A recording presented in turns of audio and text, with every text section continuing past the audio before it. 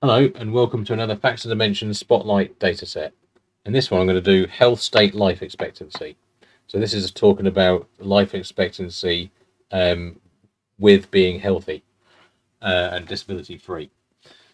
So I'll just quickly show you what we've got so as to make the video as short as possible. We've got data going back to 2013 and you can see it's going up to 2020, but that will obviously go up as more data comes in. There's 1.4 million rows of data across the 7 tables, so quite a decent amount of detail. And these are the tables and their descriptions here. So if you pause the video, you can have a quick look. This one I've highlighted, the MCWHB, that's referring to metropolitan counties in England and health boards in Wales. So that's talking about Wales and England. So you get the idea. If I just query one, disability-free life expectancy by geographical denomination. You can see this one is split by sex and age. There's the age bands, 5-year age bands, also the under ones.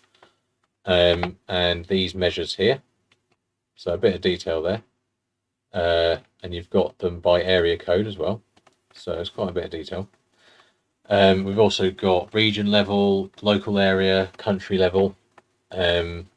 And this somewhat more detailed expectancy one. Well, I'll say more details, not just these measures.